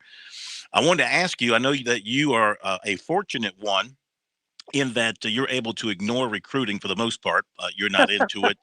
You don't care about it, and you don't have to mess with it. And of course I care about it. Come on. Believe me, it's a curse. It's a curse to be the other way. It's a blessing to be where you are. But I'm sure you caught the wind of what happened with Deion Sanders and Jackson State and taking a really big-time prospect, great prospect away from Florida State, and the ramifications of that for an HBCU to get that kind of player from Florida State, an FCS program to get that kind of player away from Florida State, and just the everything surrounding that. Did you have a reaction? Yeah, my reaction was it's a gross overreaction. Look, the kid grew up a huge Deion Sanders fan, which is hard to believe. I mean, I give him credit. He's unlike a lot of today's generation. He knows people that were good before he was born, right? So he's a Florida State fan. He's a Deion fan. Deion denies that this was an NIL situation. We've already entered pay for play. Nobody wants to admit that, but that's going on in recruiting, Phil. And I thought it would go on the moment I heard that NIL was going to be amongst us with no regulations whatsoever. It's the wild, wild west, and that's fine. We'll see how that filters out. But the other thing to me is that this young man, good for him. For those that are watching MEAC SWAC football, I'm sure he'll shine. It doesn't change the overall landscape of recruiting on the whole. I mean, we have a list at ESPN, the ESPN top 300. The other 299, almost all of them went to Power 5 programs, and many of them went to the same programs that are always in the playoff every year or every other year. So I don't think that much has changed just because one kid decided to shock the world and go play for Deion Sanders. I don't think it's that big a story. Kudos to Deion. He made some noise and he made some headlines, and he's very good at that. But I don't think it's reason to overreact in terms of this is going to be some great trend one way or another. Mm-hmm. So this question's a bit out of left field for you, Mike, and I say this mostly tongue-in-cheek, but former Atlanta Braves 13th round draft pick Urban Meyer, one of the most famous Atlanta Braves draft picks ever, and there's the joke, is no longer the head coach of the Jacksonville Jaguars. Just wanted to get your thoughts on if you saw this coming like so many other people do, or just your thoughts on that, and if you expect him back in the college game, or just where you think this might take Urban next. I hope for Urban, he strikes me as a guy who has invested his money rather wisely, and he can go on and live a happy existence without being miserable coaching, which is how he's looked his last couple of jobs. I mean, he looked miserable his last year at Florida. He looked miserable toward the end at Ohio State, and he couldn't have looked more miserable at Jacksonville. Find joy somewhere else in life. I mean, seriously, just play golf, go buy an island, do something. Yeah. But this clearly doesn't need to be your vocation anymore. No, I didn't think he'd be fired in the middle of year one, but clearly bad habits die hard for a guy like that, and the bad habits just continued, and those bad habits will not be tolerated at the NFL level. Yeah, he just needs to go sail off into the sunset. We don't need to see him on the Fox pregame studio. We don't need to see him coaching another team. I think he has worn out his welcome in so many different ways. So I say hasta la vista, baby. And to you, sir, we say thank you and enjoy the call tomorrow night. We'll be we're going to have you on, but turn down so we can listen to Joe Cashin on the play-by-play. Okay? If it was anybody else, I'd be insulted by that remark. But by golly, you enjoy Joe on the radio, and I'm sure he'll do a fantastic job, and hopefully we'll do a great job as well. I'm sure you will. Thank you, Mike. We'll talk to you next week. All right, take care, safe guys. travels. Safe travels. Mike Morgan definitely on the move. Now, where's he going? He's going from Atlanta to Orlando to San Francisco. That's right. So he'll be calling a bowl game, and then he'll be calling an NFL game. Falcons at Niners. Fantastic.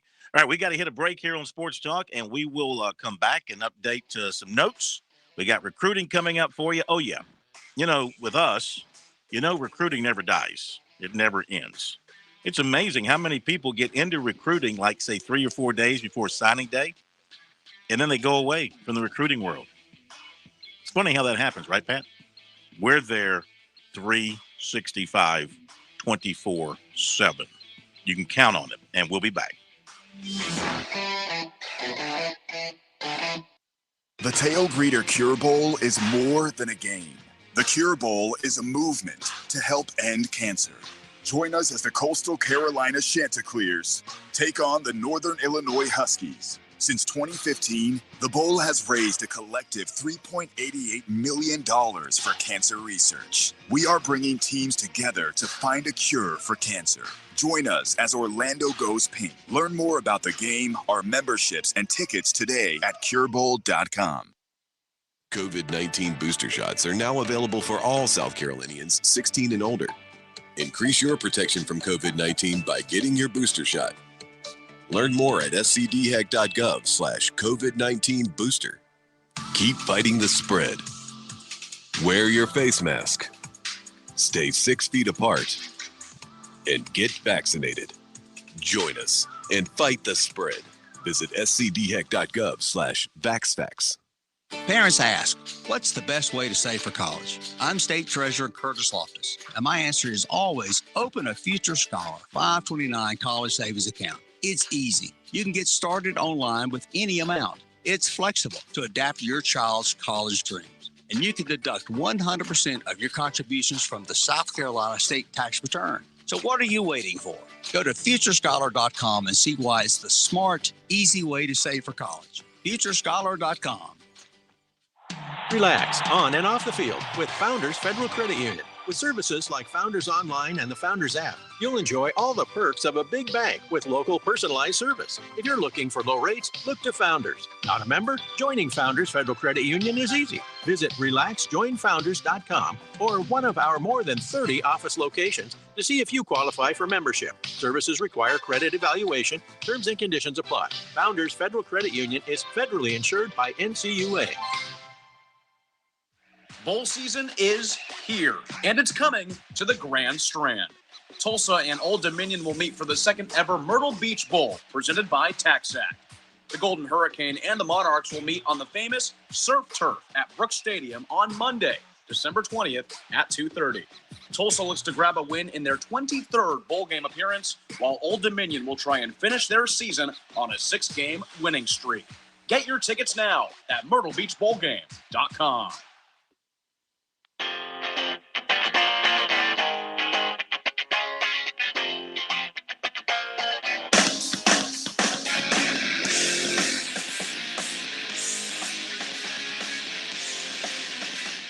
Back we are, Sports Talk on this Thursday night. Got time for more of your calls. Zeb Nolan coming up in our final half hour. Some comments from him as he met with the media today. We'll have recruiting for you as well coming up. Let's update college basketball. We told you Coastal, of course, over Regent 110-53. Duke is leading Appalachian State. They're playing in Cameron 26-24. Duke over Appalachian State. We've got the Citadel leading St. Andrews, playing down in Charleston, 27-21. And that's don't have a Charleston Southern doesn't tip until 8, and do not have an update on that South Carolina State and Carver College game in Orangeburg. Don't forget, of course, Bulldog football team playing in the Celebration Bowl at Mercedes-Benz Stadium in Atlanta against Jackson State. Place is going to be packed, sold out, standing room only. Buddy Pugh against Dion. What a matchup. Hope it goes well for the Bulldogs. Hope they can make a good showing. Jackson State's a really good team, but State's got some players. Quarterback Fields is excellent. Running back Flowers, very good running back. So they can do some things. So we shall see how they handle this. It's going to be the biggest, one of the biggest games ever for South Carolina State football, wouldn't you say? They have played in a bowl game before like this, and they have been in the FCS playoffs in the past a couple of times before the MEA, before they, I think Coach Pugh told us, what did he tell us? That, you could opt to play in the FCS playoffs if you weren't the league champion. I think if they had 2 bids, the league champion, I think, is tied into playing in this Celebration Bowl, which they're happy to do. They get a big paycheck for doing so, and national television and all that. So anyway, see how the Bulldogs handle that tomorrow. What you got? It's a big couple of days for South Carolina State. Just want to shout out to the school itself. President Joe Biden will actually be in Orangeburg tomorrow giving their commencement address. So that's quite the few days for South Carolina State between that and then a nationally televised bowl game, Buddy Pugh versus Deion Sanders. It's good for them. Great weekend. He's going to be there, but do you think he'll know where he is? Will he know that he's actually in Orangeburg? As long as he can see the teleprompter, he'll be okay. Yeah. College of Charleston and Stetson are tied at 20, 7:42 to go in the first half. A couple of other notes of interest for you tonight. Miles Brennan going back to LSU. He had been in the portal. He's staying at LSU. He was part of the same signing class that had Justin Jefferson and some other guys. He's been there for a while. Florida State offensive line coach Alex Atkins promoted to offensive coordinator. Georgia State offensive coordinator quarterback coach Brad Glenn hired at Virginia Tech as passing game coordinator quarterback coach. Anthony Blue from Newberry named a second-team AP All-American for Division II. Michigan State star running back Kenneth Walker III declares for the draft, opting out of the Peach Bowl. And we'll be back. We've got recruiting. We've got Zeb Nolan coming up and more of your phone calls. Be back in a moment. On Point Weather is made possible by our friends at Palmetto Citizens Federal Credit Union on 107 The Point. Here's tonight's forecast. More clouds rolling in. We'll have an overnight low dip into 52. Tomorrow, warmer, a high of 75, but a mostly cloudy day. Now, for the weekend, rain chances best on Saturday with a 40% chance of showers, the high climbing to 76. Sunday, looking at some rain in the morning before it clears out, cooler with a high of 62. I'm Kevin Cohen with your On Point local weather. Hi, I'm State Treasurer Curtis Loftus, and I've got a great gift idea that requires zero shopping, the gift of college savings. Future Scholar, South Carolina's 529 college savings plan makes it easy. Grandparents, friends, and family can all contribute to a Future Scholar account and know that they're providing a gift that will last a lifetime. If you're looking for the perfect gift this holiday season, look no further. Learn more about the smart, easy way to save and give this holiday season at futurescholar.com. With SRN News, I'm Keith Peters reporting. Federal judges in Louisiana and Texas continue to chip away at Biden administration COVID-19 vaccine mandates. In a lawsuit filed by Louisiana, Indiana, and Mississippi, a Louisiana federal judge declined to block a requirement that all employees of federal contractors get vaccinated, noting that there is already a nationwide block on that mandate issued by a Georgia court. But the Louisiana judge did block the mandate in federal contracts or grant agreements between any of the three states and the federal government. Also, a Texas-based federal judge has issued a preliminary injunction blocking the mandate for healthcare workers in that state. The health worker mandate has now been blocked in half the states. On Wall Street, the Dow down by 29 points. The Nasdaq dropped 385. This is SRN News. Now, who could that be? It's Dominion Energy. I signed us up for a home energy checkup. It's time we learn how to save energy and money. Well, how much does it cost? Not a dime. It's free, and it only takes about an hour. Plus, we get a report on things we can do to make our home more energy efficient. I don't know. Sounds too good to be true. No. See for yourself at DominionEnergySC.com. Where? DominionEnergySC.com. Certain restrictions apply.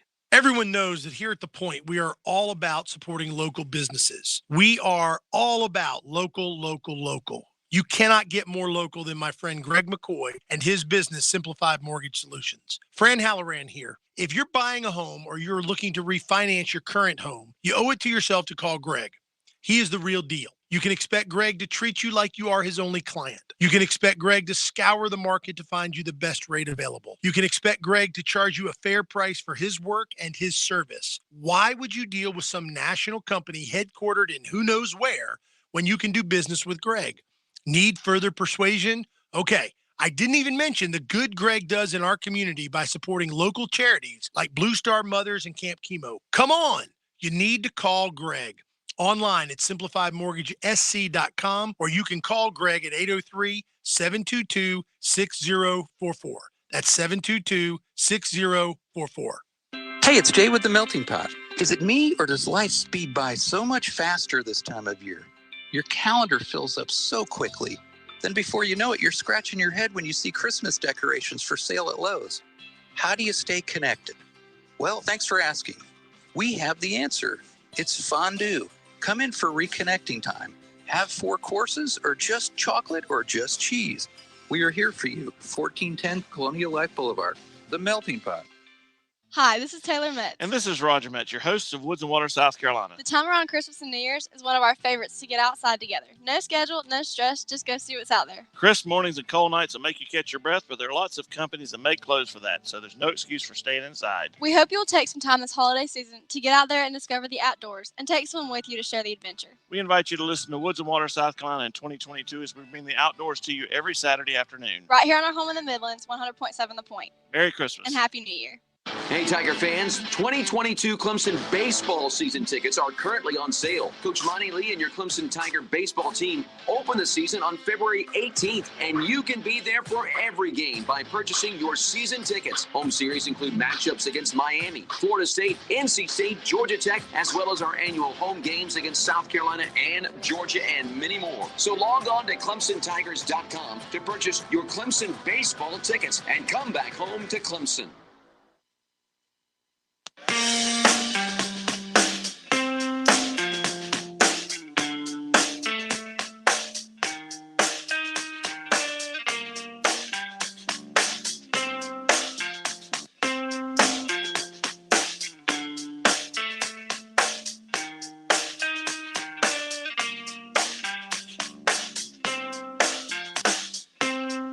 Okay. I got some news here. First of all, bad news for South Carolina basketball. Frank Martin on his show tonight said that 6 players are out for the Clemson game. He did not specify, though he did say A.J. Wilson is out with that knee injury he suffered against Allen. And he's going to be out 2 to 3 weeks. This poor guy can't get healthy. Came in hurt, staying hurt, and gets hurt again. But he said they've got COVID and injuries, and they'll be down 6 players against Clemson as it stands right now due to a combination of COVID and injuries. He did not specify. So that's a bad break. That's a bad break. Depending on who the 6 are, and you got to figure among the 6, you already one starter's out. You got to figure there's some other key players involved there. So a weakened South Carolina team as it stands now will be heading up to Little John Coliseum. Also, just saw this. This was kind of interesting. I got to find where I put it. Where did I put it? Let's go here. Jeff Goodman reporting that everything is trending to Kentucky playing North Carolina Saturday in Las Vegas. So Kentucky was looking for an opponent after Ohio State had to bail. And did North Carolina not have a game Saturday? Did they lose an opponent to COVID? How about that? We'll take Kentucky, North Carolina in Las Vegas. That'd be cool. Also, from Clemson, linebacker Balin Spector has accepted an invitation to play in the East-West Shrine Bowl. That's interesting. He's not playing in the Clemson Bowl game, is he? Didn't Dabo Swinney say he was out for the Clemson Bowl game for an injury? Who was that? I'm sorry. Balin Spector. That's correct. The linebacker. And by the way, UNC, if I'm looking at this correctly, they're scheduled to play UCLA on Saturday. Oh, UCLA's out. Oh, UCLA's got COVID. Yeah. Yeah, they were supposed to play in Vegas, UCLA and the Tar Heels. UCLA is out. So that opens the door for North Carolina and Kentucky. So, all right, let's see. Let's do the recruiting report, and then we'll hear from Zeb Nolan. Recruiting report here on Sports Talk is brought to you by Seawells. Another week of the Seawells Daily Luncheon Buffet comes to an end tomorrow. And, of course, we encourage you to get out and enjoy that. It's a great price, only $12, and the food is terrific, as you've heard us say repeatedly.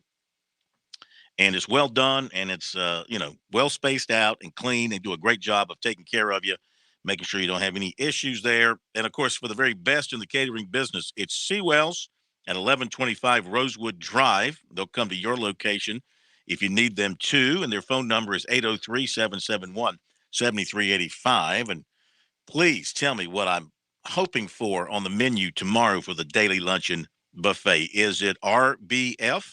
That is right. You should be looking forward to it, Corn. Be there. Carved roasted sirloin of beef with southern fried chicken and pulled pork. And then, of course, all the veggies your heart can imagine and desserts. Highly recommend the banana pudding. Oh, yeah. Yeah. Second to none, the banana pudding.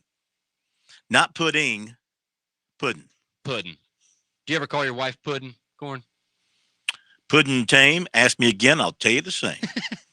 You ever heard that? That goes back Not to in a like while. fourth grade. Somebody said, hey, what's your name? Pudding tame. Ask me again. I'll tell you the same.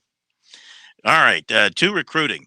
So I wanted to find out more about what happened with Jayshon Barham up in Baltimore, the linebacker who committed to Gamecocks on Saturday and then flipped to Maryland on Wednesday. So I gave a call to his coach today just to get his take on what happened. And the coach's name is Messe Hellerman, and he is a former college and he might have played a little NFL. Not 100% sure, but he did play at Maryland, went there as a walk-on starting out, and he's taken his program, St. Francis of Baltimore, and made them into a national program, like an IMG. In fact, they went down and beat IMG at IMG's place this season. They traveled the country and play big-time teams. And so he understood how the emotions of the fans down here would, be raw over this thing. And he said, he doesn't get involved in the decision-making process, leaves that up to the family and the kid. And he tries to advise and guide, but he backs away and lets the players do his thing.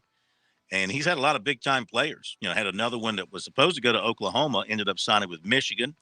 He says he tries to advise them on the best way to do it and how to do it. And but he said, it's hard to advise kids on how to do it when coaches like Lincoln Riley just up and leave. And he left his kid, defensive end Derek Moore, that was committed to him for 6 months. This is the coach talking. He's a little bitter about that. So he said to me, it's hard for me to become judgmental on what people and kids can do. So he's not holding Barham in any contempt here. He's a kid and he has the right to do whatever he wants to do. And so he said the game has changed. He said these last 2 weeks have been one of the worst scenarios he's seen and some of the best. So, of course, at his press conference yesterday, Shane Beamer, he didn't seem all that annoyed over the loss of Barham. He said that flip did not surprise him because he said he got a call from, quote, someone up there, end quote, soon after that commitment, who told him that Barham wouldn't stick and would sign with Maryland. I asked the coach, Hail Merriam, if he was sincere, if Barham was sincere in that commitment to South Carolina when he made it. And his response was, quote, as sincere as an 18-year-old can be or 19-year-old. It's a lifelong decision. It's not an easy decision. It's a little bit scarier than people think it is. He went on to say, it's sad that somebody would say that and put that out there, meaning that wasn't true. That's not how that kid is. He said the sad part is people don't know people and they just make judgments and they put it out there. He said, I was a little disappointed in Coach Beamer for him to say that about the kid because that's not the truth. He's a kid, a young man. Unfortunately, he's entitled to change his mind right up until he signs. He continued, quote, that's my world. At least that's what I tell them because that's a decision they're going to make for the next 30, 40 years of their lives. They have to feel completely comfortable doing it. Do we want that to happen? Absolutely not. Did it happen? Yes. Is that the ideal situation? Not all the time. Sometimes it's that way on both sides of the fence. He continued, quote, I had 2 of my players dropped by programs that they had committed to 2 days from it. Nobody is talking about that. Georgia Tech dropped my running back and Bowling Green dropped my quarterback. When a kid does it, guess what? The world is in an uproar. But when those programs, these men who are older and have integrity do it, or supposed to have integrity, the world doesn't say anything. To me, you can't be hypocritical in this process. Unfortunately, some coaches say and do what they are supposed to me, and then I get surprised at the end. That happened to 2 of my kids. end quote.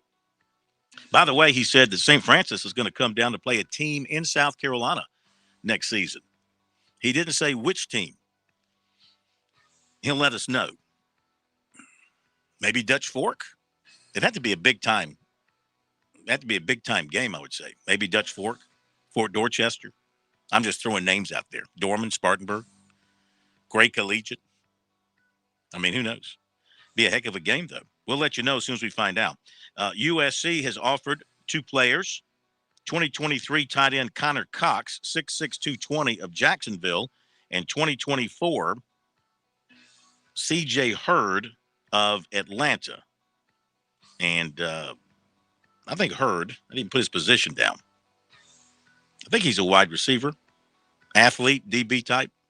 Anyway, those are 2 more offers going out by South Carolina today. And that is our recruiting report brought to you by Seawells. All right, let's hit the break, and we'll come back and hear from Zeb Nolan, Gamecock quarterback, guy who'll be starting for the Gamecocks against North Carolina, against that porous North Carolina defense. Maybe he'll have a good day throwing the football. Maybe the Gamecocks can get the running game going and set up that play action deep down the field pass to Josh Vann a couple of times. Duke, 48, Appalachian State, 37, and the Citadel, 44, St. Andrews, 32. We'll be back. The Tail Greeter Cure Bowl is more than a game. The Cure Bowl is a movement to help end cancer. Join us as the Coastal Carolina Chanticleers take on the Northern Illinois Huskies. Since 2015, the Bowl has raised a collective $3.88 million for cancer research. We are bringing teams together to find a cure for cancer. Join us as Orlando goes pink. Learn more about the game, our memberships, and tickets today at curebowl.com. The Southeastern Institute of Manufacturing and Technology, known as SIMT, is ready to meet your 3D printing, machining, and social media listening needs. Our list of clients includes business and industrial partners from around the state, the nation, and the globe. In addition, we are providing social media listening services to a variety of businesses and educational institutions, from large companies to law firms to small rural school districts. The SIMT also rents space for training, conferences, and trade shows. Catering services are available for events being held at the SIMT. We are dedicated to customer service and look forward to serving you. Check us out on the web at simt.com to see a full list of our manufacturing services, or give us a call at 843-413-2740. Life, it has its ups and downs. Sometimes it's little things like hitting every red light or dropping your cell phone. Maybe it's the bills, rent, or pressure at work. But when it comes to the South Carolina Education Lottery, you should never feel like playing will solve everything. The lottery is a game. It's played for fun. So set a dollar amount. Expect not to win and make sure responsibilities, family, friends, and work come first. Visit playresponsiblysc.com. I'm attorney Jim Corbett. I love sports, and I've helped people for over 30 years. Contact me at jim@jimcorbettattorney.com when the insurance company won't pay your claim or you have complicated issues. Some other business causes your business to lose money, jim@jimcorbettattorney.com. When you lose a relative and find out you got cut out of a will or don't get what was promised. When you have serious injury, like from a wreck or mishap or on the job, jim@jimcorbettattorney.com. Founders is offering a low-rate mortgage with up to $4,000 in closing costs to full-time hospital employees, honoring your frontline efforts against COVID-19. With no PMI, no origination fee, and no limit on the loan amount, you can't go wrong. Visit founders.com/HEC and apply for your hospital employee choice mortgage today. Membership qualification required. Terms and conditions apply. Institution NMLS identifier number 410646. Founders is an equal housing lender and is federally insured by the NCUA.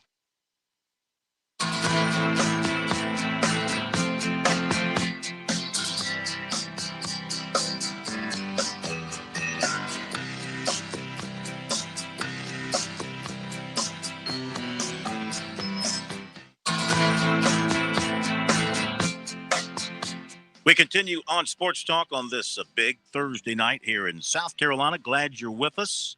Zeb Nolan back in the spotlight as the starting quarterback for South Carolina. I'd have to go back to Lou Holtz's first year at South Carolina, the infamous 0-11.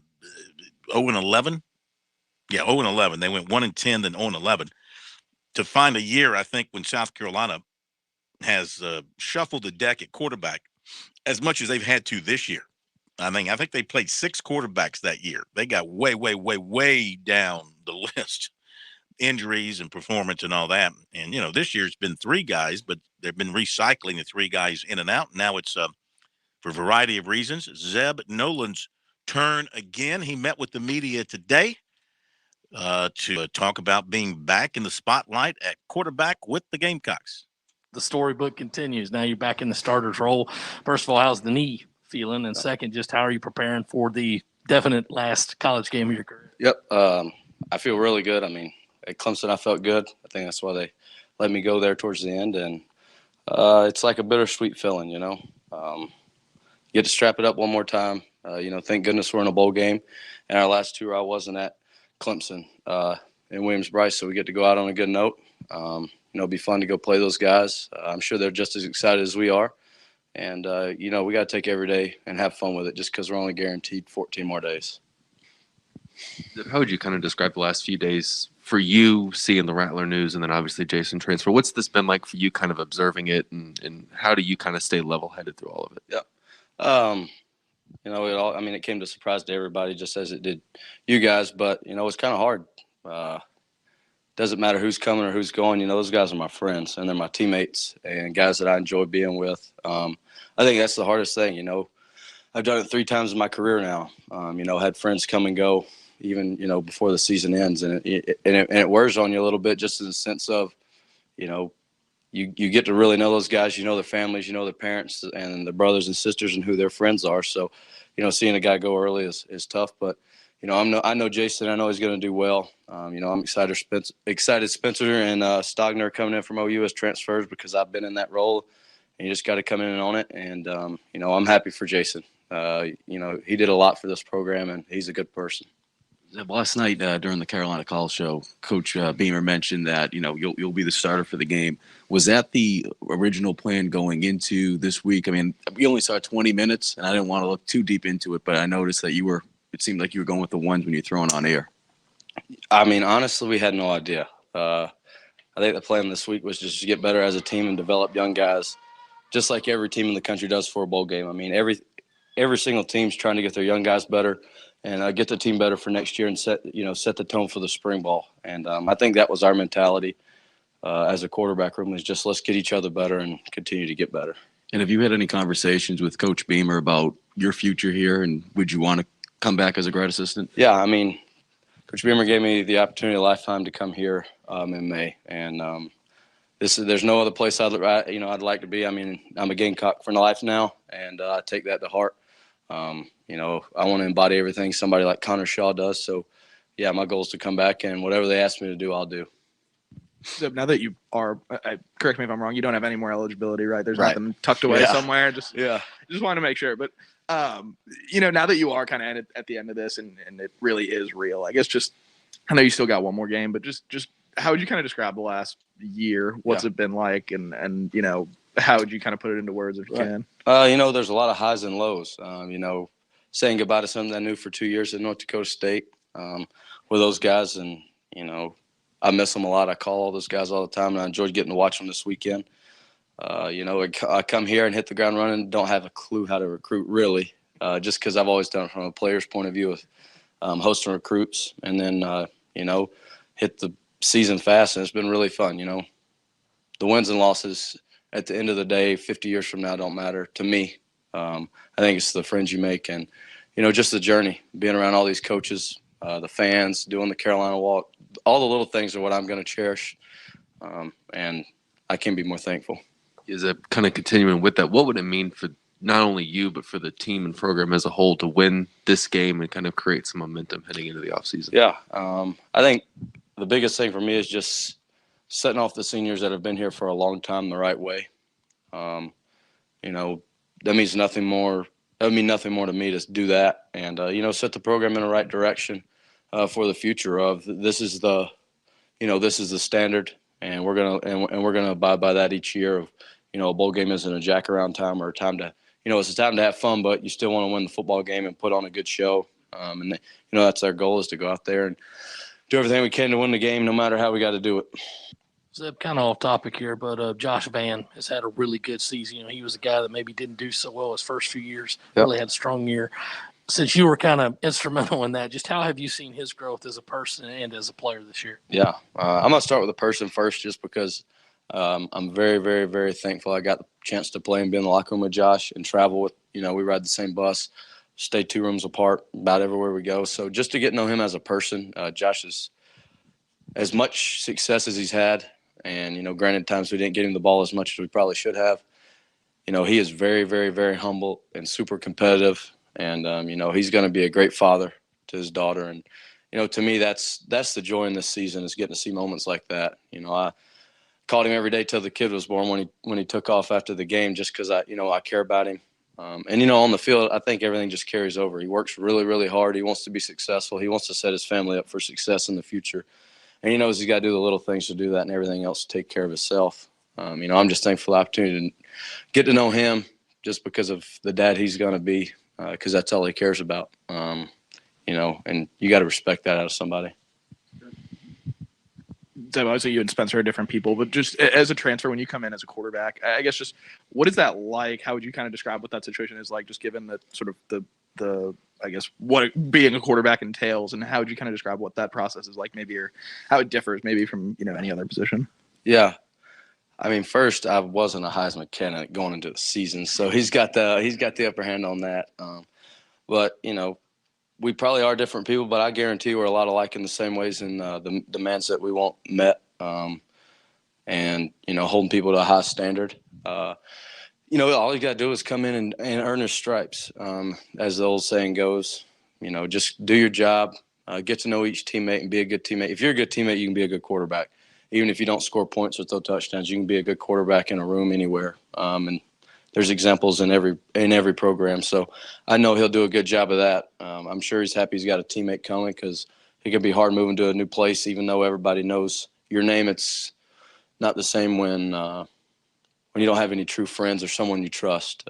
He is from Arizona, and, that'd be like me, as far as North Dakota. I mean, it's tough just because you don't have your friends and family. And, I think he's going to do a phenomenal job of being a good teammate, learning the offense, and owning his role.